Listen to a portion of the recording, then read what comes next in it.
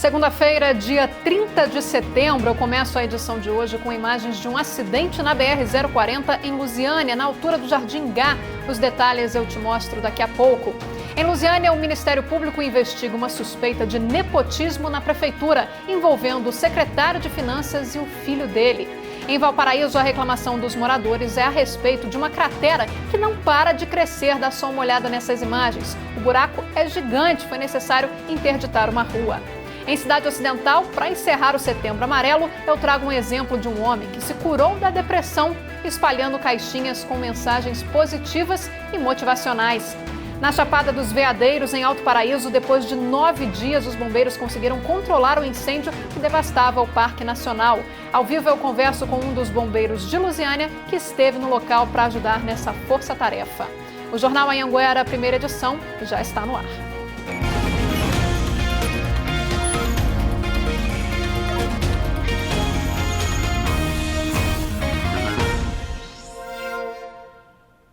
Olá, muito boa tarde para você, um bom começo de semana.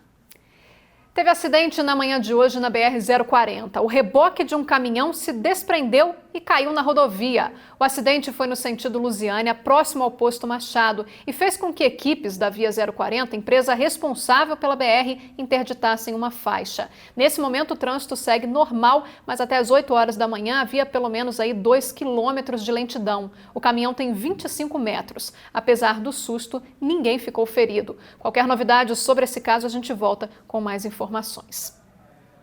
E a gente segue falando da investigação do Ministério Público que aponta nepotismo na Prefeitura de Lusiânia. A promotoria pede o afastamento dos servidores envolvidos. O promotor Julimar Alessandro da Silva entrou com ação civil pública contra o prefeito de Lusiânia, Cristóvão Tormi, o secretário de Finanças, Edgar José Gomes, e o filho do secretário, Carlos Germano de Queiroz Gomes, por nepotismo. Nós abrimos investigações individuais a respeito desses servidores, estamos identificando caso a caso. Neste caso, especificamente, é um filho de um dos secretários do município de Lusiânia, que está nomeado no gabinete do prefeito, como assessor executivo do gabinete do prefeito, mas está exercendo suas funções lá na comissão de licitação. Então, ele está em desvio de função e também identificamos que ele não tem atribuição, ele não tem conhecimento técnico, qualificação técnica para exercer funções lá nessa comissão de licitação, que, afinal de contas, é um setor bastante técnico. Edgar José é servidor efetivo aposentado e foi nomeado secretário de Finanças em 2014. O filho dele, Carlos Germano, foi nomeado em 2017 para o cargo de assessor executivo, lotado no gabinete do prefeito. Mas, segundo o Ministério Público, ele presta serviços para a Secretaria de Administração, o que caracteriza mais um agravante, que é desvio de função. A promotoria pediu o afastamento dos servidores dos cargos públicos e proibiu que o pai, Edgar Gomes, e o filho, Carlos Gomes, exerçam qualquer cargo comissionado na prefeitura, sob pena de multa diária de até R$10 mil por dia. No processo também foi pedido o bloqueio dos bens dos servidores para garantir o possível pagamento da multa civil. Ainda aguarda a decisão judicial, mas o pedido do Ministério Público é pelo afastamento imediato do secretário e de seu filho. E as investigações do Ministério Público continuam. Nós entramos em contato com a equipe da Prefeitura para saber o posicionamento do prefeito sobre esse assunto, mas não tivemos retorno ainda. E a gente fala agora, infelizmente, de mais um caso de feminicídio aqui em Goiás. Uma mulher foi morta a facadas pelo namorado em Valparaíso. Nós vamos ao vivo falar com a Nayara Santos sobre esse caso. Nayara, boa tarde para você. Esse homem já foi preso, Nayara?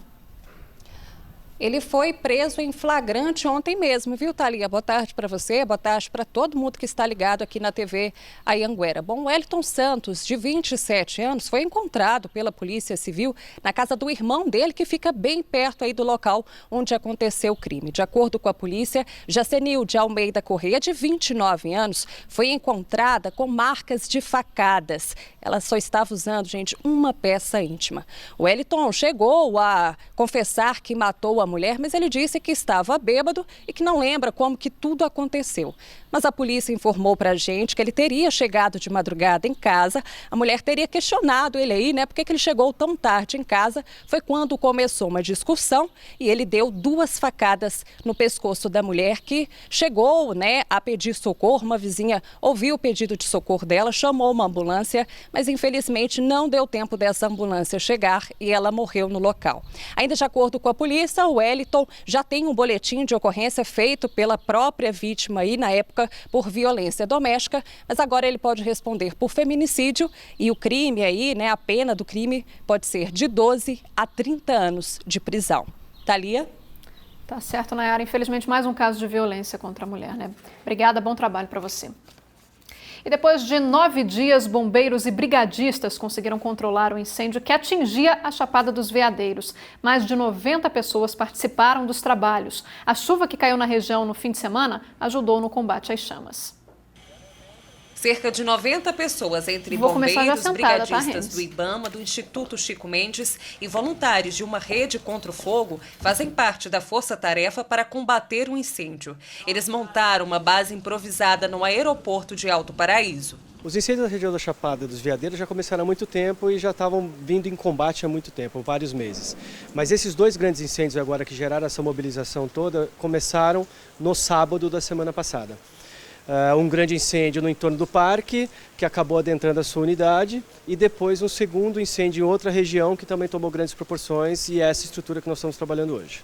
E no combate ao incêndio, a equipe conta com 4 aviões que têm a capacidade de transportar 1.800 litros de água, além de um helicóptero do Corpo de Bombeiros, que leva os trabalhadores até as áreas afetadas. Porque o ponto mais difícil no combate aqui na Chapada são os acessos. Então, os acessos de carro, por exemplo, do local que nós estamos aqui estabelecendo o nosso posto de comando até os focos de incêndio, nós temos uma distância de aproximadamente 20 quilômetros em linha reta.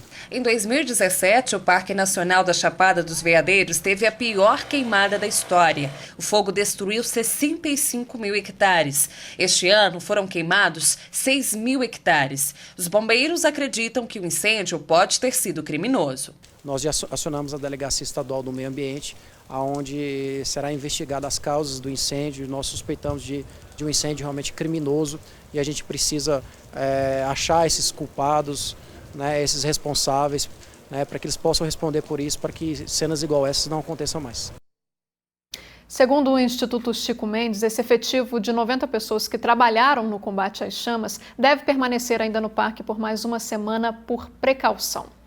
E a gente segue falando desse assunto aqui no estúdio agora com o capitão Ivan Marangoni, subcomandante do 5º Batalhão do Corpo de Bombeiros aqui de Lusiânia.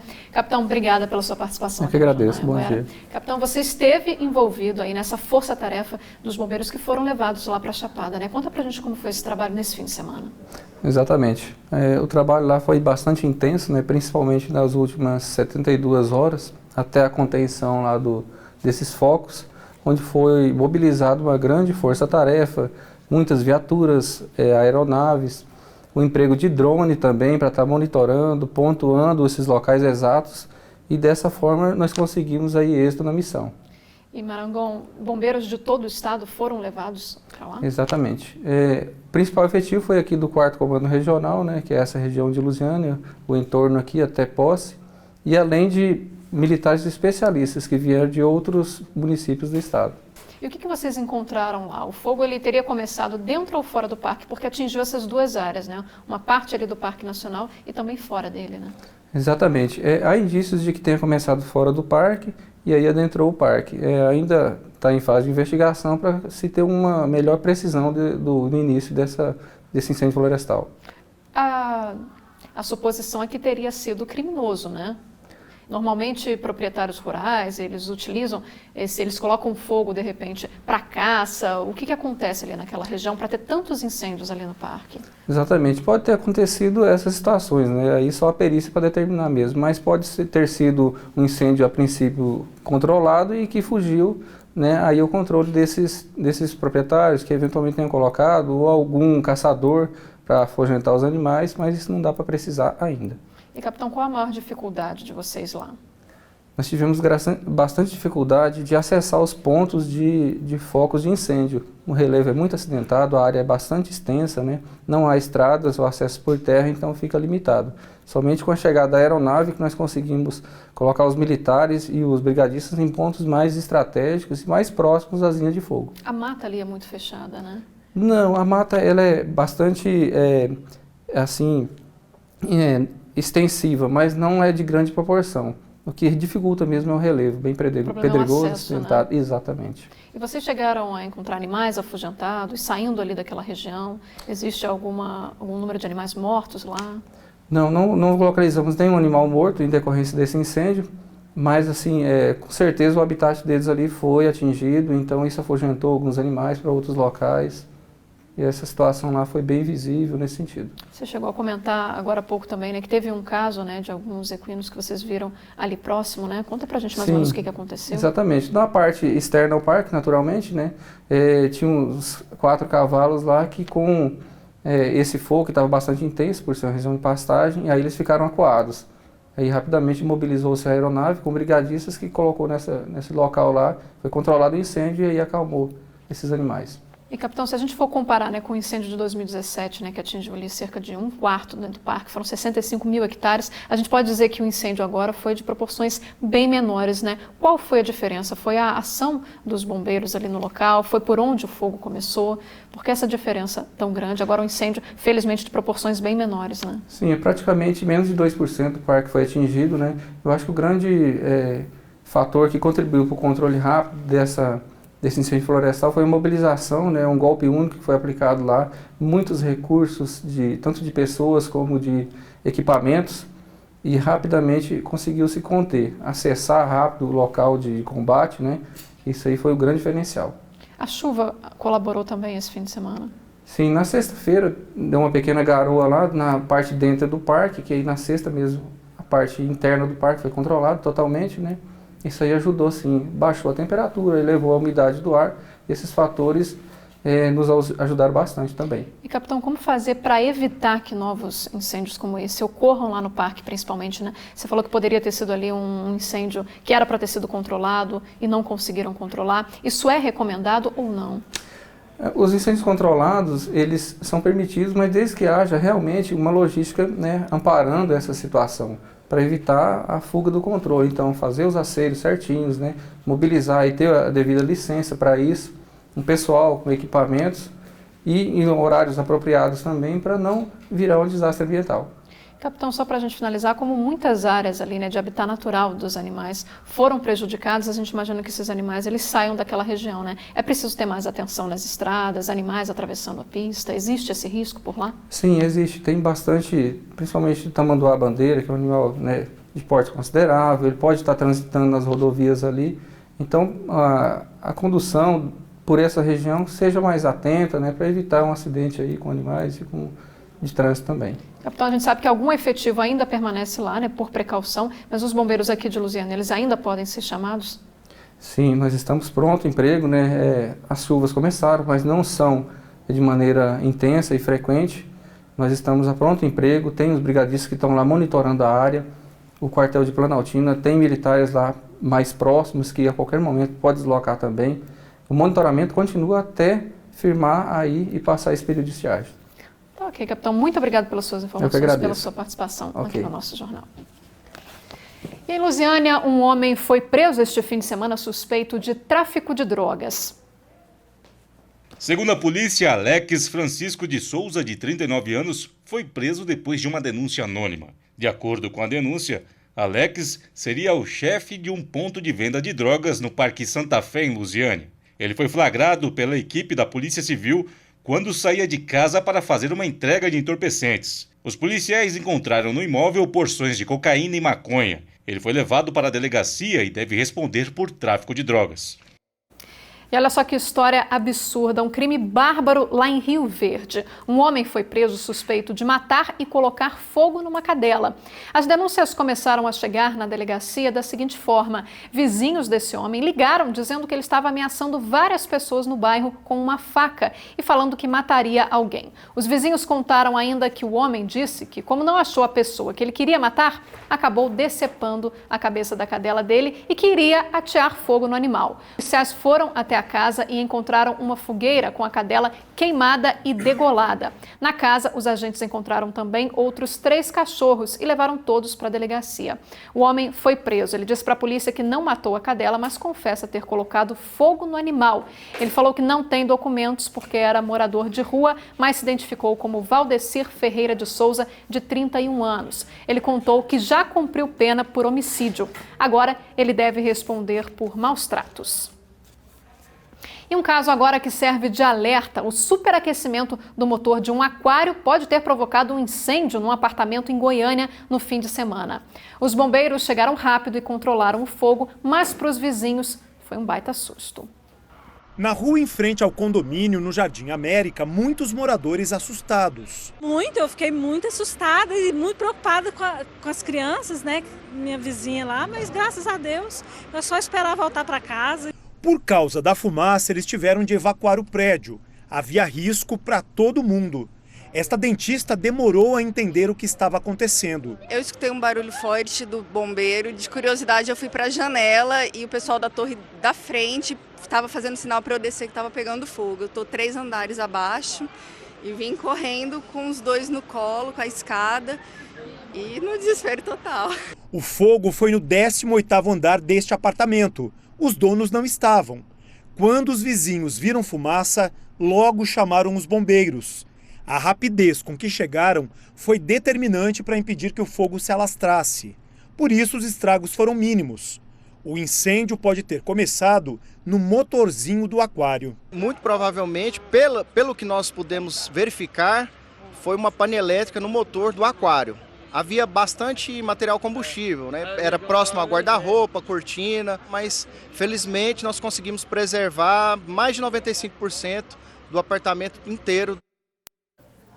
Vamos para a nossa primeira pausa para os comerciais e a seguir a gente fala da cratera, que não para de crescer em Valparaíso e está assustando os moradores lá da região. Ainda nessa edição tem a previsão do tempo aqui para a região do entorno. A Camila Castro traz os detalhes para a gente.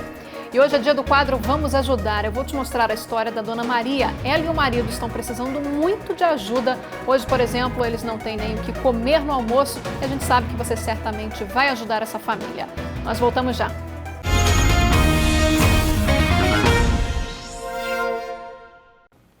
Jornal Anhanguera de volta e em Itumbiara, no sul do estado, um motorista em alta velocidade perdeu o controle do carro e atingiu 12 veículos. O carro saiu passando por cima de mesas e cadeiras que estavam na beira da calçada e ainda atingiu 10 motos e 2 carros que estavam estacionados na porta de um bar. A cena é realmente de dar medo, mas segundo a polícia, não houve feridos. O motorista que conduzia o veículo não estava alcoolizado e disse que vai se responsabilizar por todos os danos provocados. E você se lembra da cratera que se formou ao lado de um shopping em Valparaíso? A situação por lá continua preocupando os moradores. Eu voltei lá com o cinegrafista Adeildo Martins e com a chuva dos últimos dias, o problema parece ainda maior. Com risco de desabamentos, a marginal da BR-040, em frente ao shopping, teve que ser interditada. É que a cratera está cada vez mais perto de atingir a pista. Só que a medida de segurança criou um novo problema, segundo esse ambientalista. A água que escoa da rodovia em dias de chuva agora vai direto para o buraco, fazendo com que a erosão aumente ainda mais. Fizeram 2 contenções que formou uma piscina. Essa água que descia ao lado do shopping, o que até invadiu o shopping, já teve notícia, ela está presa aqui dentro agora. Então ela não tem para onde ir e vai cair aqui exatamente aonde está assoreado, vai terminar de levar o resto. Há 2 meses, nós estivemos no local e mostramos a dimensão da cratera, que vem se formando há cerca de 30 anos. Do alto, as imagens impressionam e fica mais fácil entender o transtorno que isso pode causar se nada for feito. Desde a última vez que a nossa equipe esteve aqui no local, a cratera aumentou em torno de 1,5 m. Os tapumes que antes demarcavam essa área foram levados pelo buraco. Os proprietários do terreno vieram, colocaram aqui uma nova demarcação, mas segundo o ambientalista, com as chuvas das próximas semanas, não vai demorar muito para que ela também seja atingida. A cratera vai chegar à BR nessa chuva, isso eu garanto que ela vai chegar, porque na última matéria que vocês fizeram aqui, de lá para cá, tem poucos meses, deve ter uns 2 meses no máximo, ao tanto que ela já avançou sem chuva. Como a área é particular, a Prefeitura de Valparaíso havia dito que iria notificar os donos do terreno. Nós entramos em contato com eles, que nos disseram que em outubro do ano passado já haviam protocolado 2 alternativas para a recuperação da área, mas que aguardavam um parecer do Ministério Público. O MP apenas informou que estava apurando o caso. Pedir para as autoridades que façam alguma coisa urgentemente. Eu não estou aqui perdendo meu tempo, não. Eu estou aqui tentando avisar a todos que isso aqui vai cair. A Secretaria Municipal de Meio Ambiente disse que foi assinado um TAC em que os proprietários elaboram os projetos de recuperação do local. Esses projetos estão em análise por parte da equipe técnica da Promotoria de Justiça. E você vai conhecer agora a história de um rapaz de Cidade Ocidental que se curou da depressão e encontrou uma forma gentil e carinhosa de ajudar outras pessoas que estão passando pelo mesmo problema que ele enfrentou. Os traços são finos, mas firmes. O papel branco vai ganhando forma pelas mãos ágeis do Alexandre. Mas o que poderia vir dentro dessa caixinha depende da forma como você vê. Para mim representa hoje você olhar mais ao próximo com amor. Você ter empatia e se importar com o próximo. E os desenhos que o Alexandre via na televisão quando criança foram parar nas caixinhas. E a cada letra escrita um sentimento, um desabafo, um amparo. O coração fala através das frases. Mas nem sempre o Alexandre demonstrou esse amor através de gestos. Tudo começou quando, aos 29 anos, ele se viu em depressão. Depressão é uma coisa que talvez eu sempre tivesse, mas eu não sabia. Né? Acho que ninguém sabe, assim, até teve o fim do relacionamento, teve assalto, teve muitas coisas que juntaram e que eu percebi que realmente eu precisava de ajuda. E no momento mais difícil da vida do Alexandre, ele encontrou um refúgio nesse quarto, onde ele passava horas e horas desenhando e escrevendo frases motivadoras como essa. Nem todos os dias são bons, mas há algo bom em cada dia. Bom, e na luta contra a depressão, esse bonequinho aqui de soldado também se fez companheiro. E sabe o que ele significa? A vitória na batalha da vida. E o boneco também vai dentro das caixinhas. Foi ajudando o próximo que o Alexandre encontrou a cura para a depressão. A família dele conta que hoje o jovem já nem precisa mais tomar remédio. Ele sempre foi carinhoso, o menino sempre gostou de ajudar o próximo, desde pequenininho, né? Ele pensava mais nas pessoas. Desenhar, pintar. Ele pintou muitos quadros bonitos aí para mim. Ele se sente realizado, entendeu? Fazendo essa atividade, ele traz alegria para ele e para o próximo dele. Realização, sentimento que leva o Alexandre a deixar as caixinhas do amor em alguns pontos da cidade. Só quem já passou por uma depressão sabe o quanto. Na volta do intervalo tem ainda as vagas do Trabalha Brasil e a previsão do tempo para toda a região do entorno. Eu te mostro ainda uma ação social aqui em Lusiânia que trouxe diversão para as crianças e os moradores puderam contar com diversos serviços. Nós voltamos já.